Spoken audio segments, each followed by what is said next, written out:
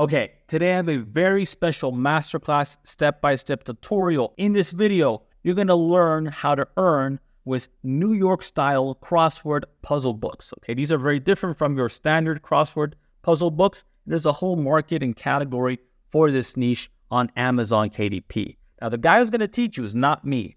The guy who's going to teach you is the guy who taught me how to earn on Amazon KDP. His name is Ken Blutman. He's a serial entrepreneur and serial author on Amazon KDP. And he's going to show you exactly what he knows. Not only that, he's going to answer questions from my subscribers who want these detailed answers about the specifics on Amazon KDP and how to publish your book correctly, how to position yourself correctly to earn the most on this platform. So you're going to want to watch this video until the very end. And if you want to pick up the tool that Ken Blutman talks about in this video, make sure you check out the link below. So watch this video until the very end and pick up every juicy detail. Hey there, my name's Ken, and I've been given a list of questions concerning my Crossword Puzzle Mastery product or about crossword puzzles in general. So I'm going to get to those questions. I first want to just make something clear, and I'm going to go to a couple of pages on Amazon. And I just want to point out, some people think of this type of puzzle as a crossword puzzle. I do not, even though they are called crossword puzzles. In my mind, they're not the real professional ones. So these are easy. As you can see, there's just some intersecting words here. You can make these by hand. They're not hard at all. There's a little list here of clues to fill in. And that's that. Now, I do not deal with these. I think they're so easy. You don't need anything to make these at all. I'm talking about professional sized crossword puzzles like this in front of you now. This is called New York Times style or American style, and you can see this is a bigger grid, a full this one is actually, let's see, 11. This is a 13 by 13 grid. That's one of the sizes for crossword puzzles, and there's a lot of clues here that have to be figured out, and that's the joy of creating or solving a crossword puzzle. Or it's the frustration, but that doesn't matter because we're talking here about how to make these. So I want to now go into my software, and I'll address all these questions I have right after I show you how this works a little bit.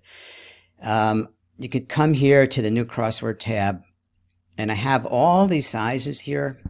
So you can select to make very simple sized ones, 9 by 9 grid, up to these monster 19 by 19 grids, which only a real crossword puzzle lover would want to attempt to do.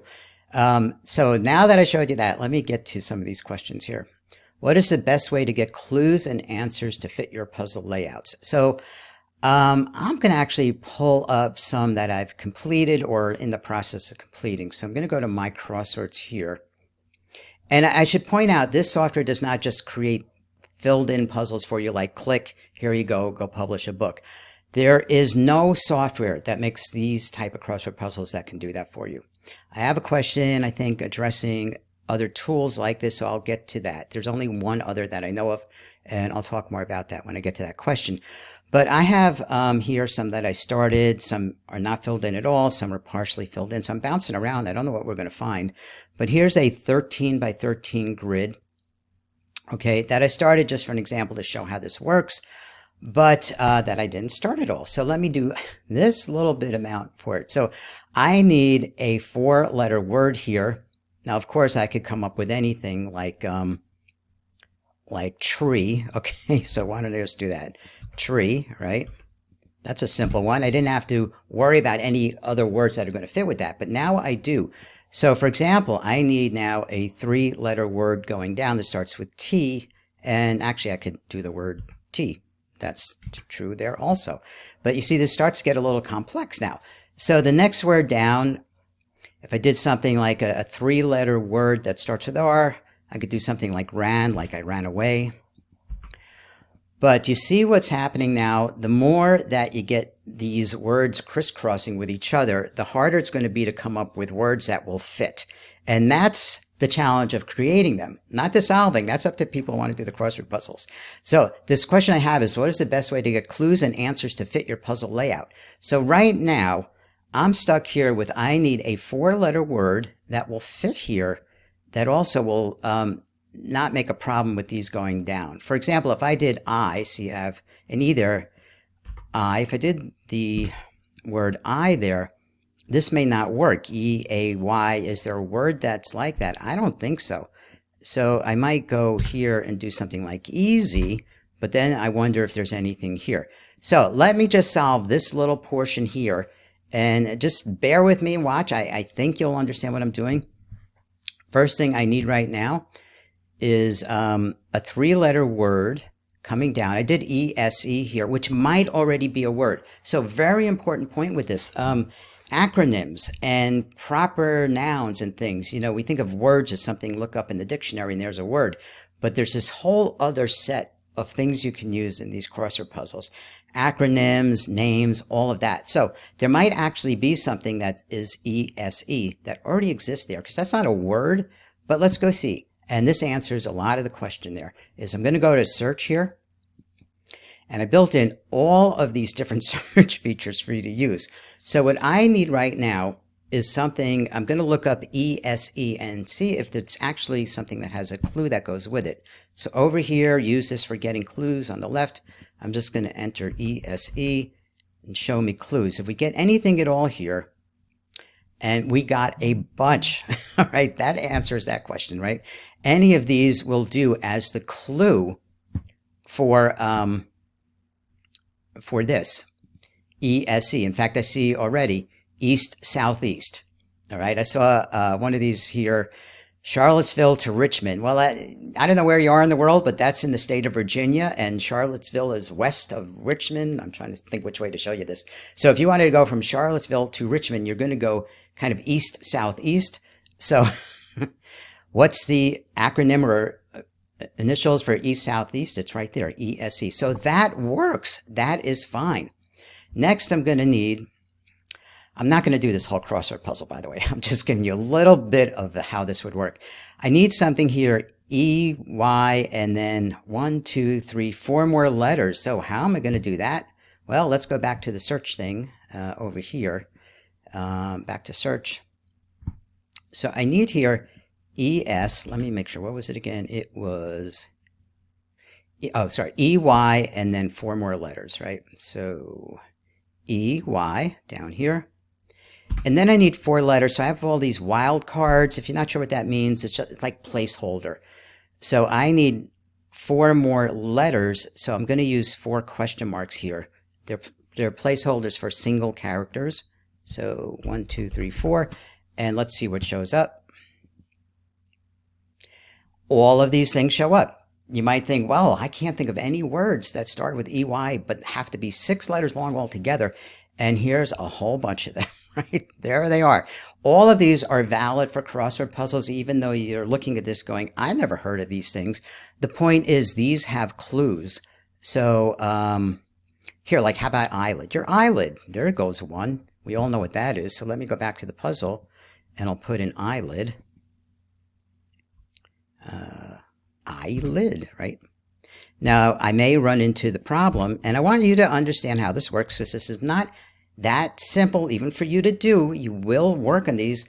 I can tell you, I have a lot of customers who are already doing this and making a lot of crossword puzzles and books, doing it with this method, which really is the method to create puzzles of this complexity. So the only thing now I'm wondering is, I have A-N-E-E. Is that a valid word? It's no word that I know of, but it might be a proper name or an acronym.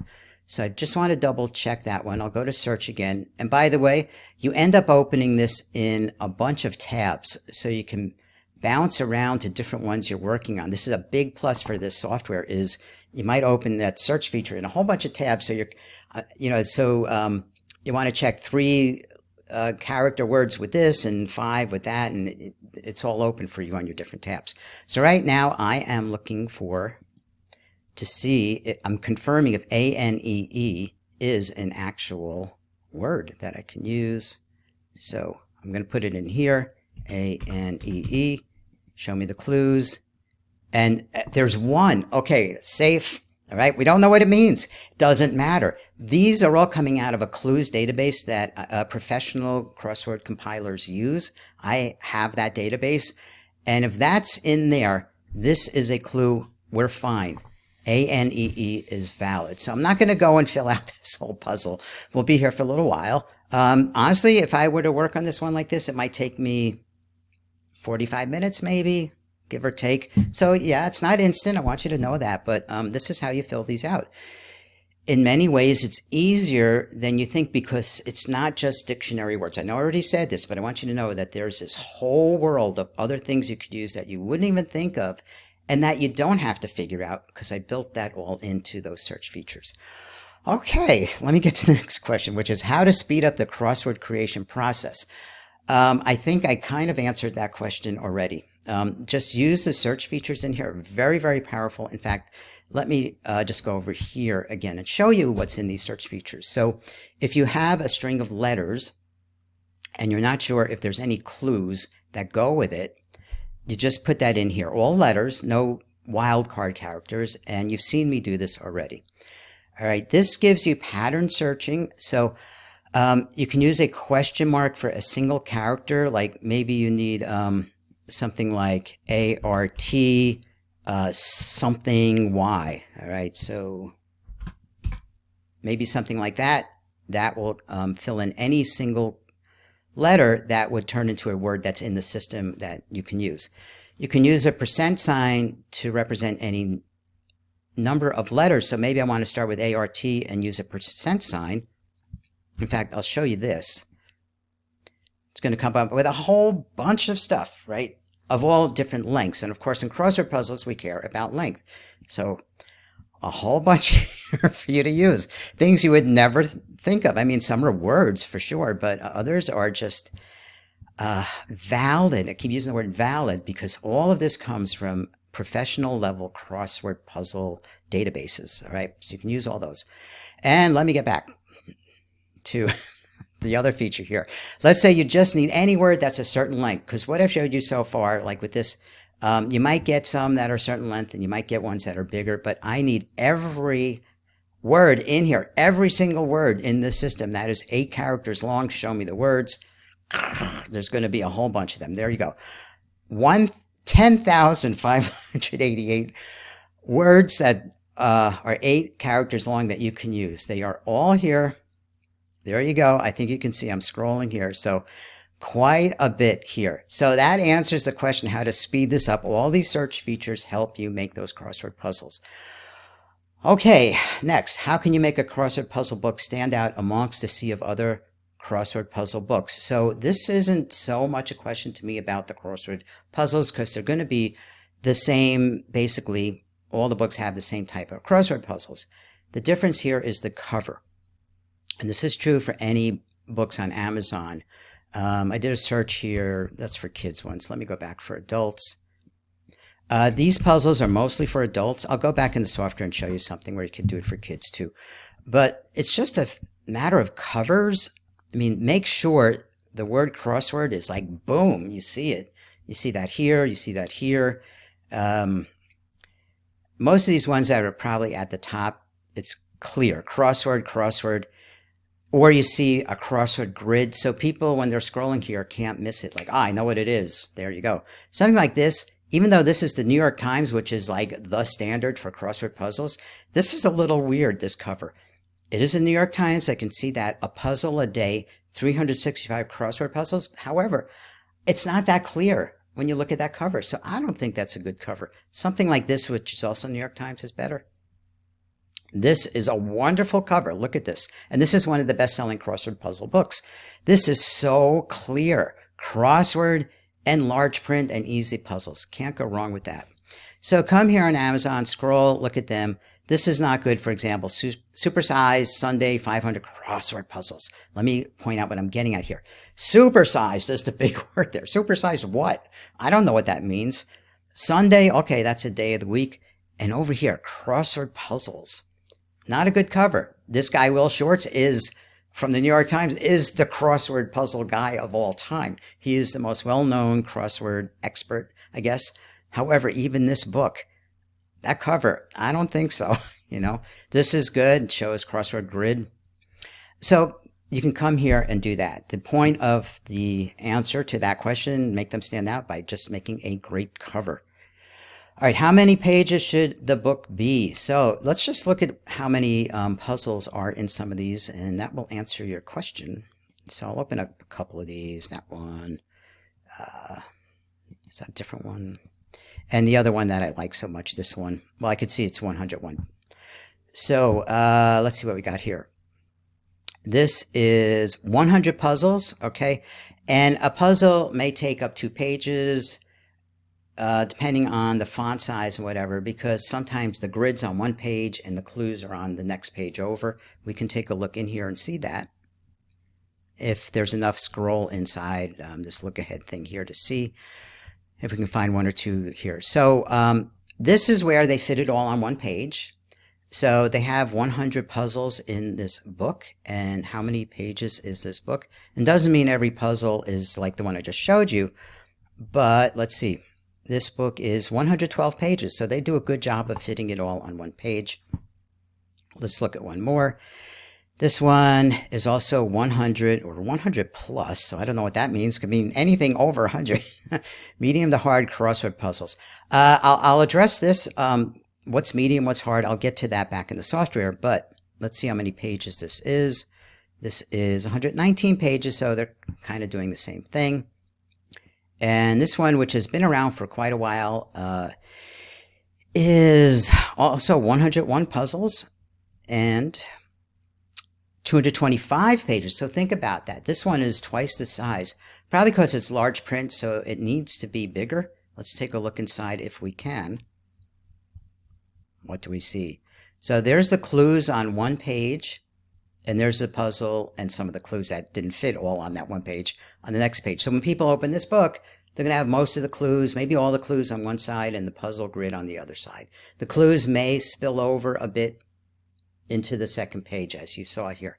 So this is a bigger book as far as pages, but all of these I've shown you are roughly around 100 pages.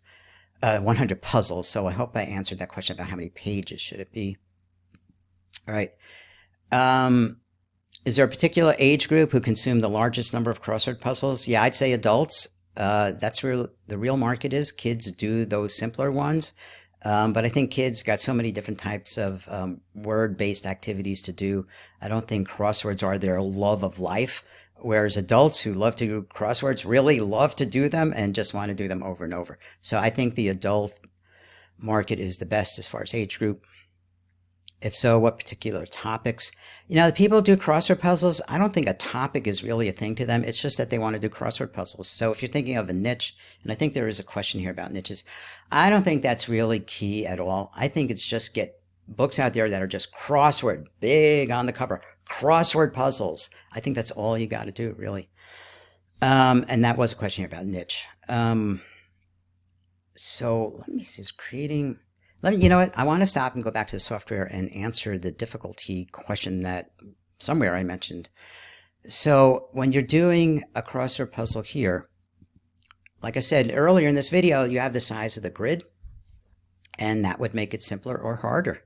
The bigger the grid, the harder the puzzle. Let me show you some finished ones I did here. Most of these are empty because I'm just training people like you're watching this video, but I do have some that are actually finished or halfway in the works of getting finished. So let's see here.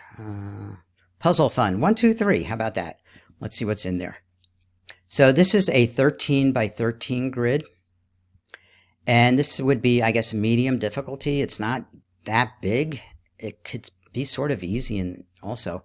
And by the way, this is great you're seeing this because what I talked about, initials and acronyms and proper names, here, right here, number 1, MRT. That's no word that's in a dictionary.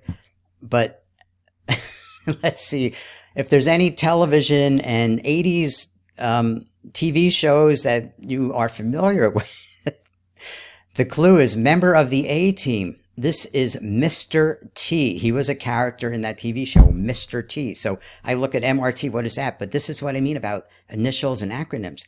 Perfect, you know. What's RRS over here in 14? RRS. Well, it is for Monopoly cards, the railroads. So there you go. All of that came back out of the search features in the software. So that's a bit of a simple one. Let's go back and see by size. I'm going to I'm going to sort here by size, right? So I have some 9x9s, those are easy ones. Here's a demo of a 9x9. Way easier, definitely call this easy. This is also fine for kids. It's not that simple, kind of showed you at the beginning, but kids could handle this. I don't think really young kids could, but certainly, you know, what, ages 8 and up perhaps have no problem with this. So that would be easy, and hard would be something much bigger. Do I have any of those really large ones? Let's see, 13x13, I don't know. Like here's a 15x15 size. I would say the 13x13 and the 15x15 size are the standard sizes. So I started doing one here that is themed around cooking. So that's another thing. You don't have to do a theme. If you do a theme, it's optional. I even put here optional.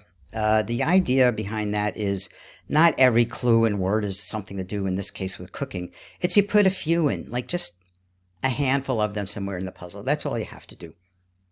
So that's 15x15. That's medium, and I did have 19x19. Did I actually do any 19x19? I don't know. Maybe not. Maybe I never started a 19x19. Oh, all right, I got a couple here. It may just be an empty grid. Let's see. Yeah, so look at how big this is. This is a monster crossword puzzle for people to do. So this is what you would call a hard crossword puzzle. Okay, next. Chewing your ear off here for 20 minutes already. What do you think is the best method to find the niche that will give the best results as far as sales for your puzzle book? So I think I addressed this already. I don't think niching, people disagree with me. I think just people want to do crosswords, just want to do crosswords. So that's the niche. The niche is crossword puzzles, to me anyway. Very subjective to opinion among us self-publishers. Is creating a collection of books about the same niche a good idea? So taking that idea, what I just said, and applying it to something just like crossword puzzles, absolutely. Let me get to that question again. Is creating a collection of books about the same niche a good idea? Because let's say when people do a search for crossword puzzle books for adults, and you have not one, but 3 books showing up here, your chances of getting a sale just went up triple, didn't they? So you could have more than one book here under the same pen name, or even under different ones. If you're just trying to rank your books, which you are going to try to do anyway, regardless of what kind of book it is, if you can get more than one in the search results, you've upped your chances of making sales. So definitely I would go for that. Doing more than one in the niche. What advantage does your tool have over others? Okay, so I did mention earlier that there is another tool. I'll tell you all about it. It's called Crossword Compiler. You can go look it up. The thing about it is it's at a minimum $150, I believe, and that's if you don't get any of the extras like the databases and stuff. So I think you're talking about an investment of $200 to $300 to really make use of it. I do have it on one of my computers. It is a download. It runs on a Windows computer only, so you can't log into a website and use it like you can with mine. And I don't believe it runs on any Apple computers. You can't use it on a tablet, nothing like that.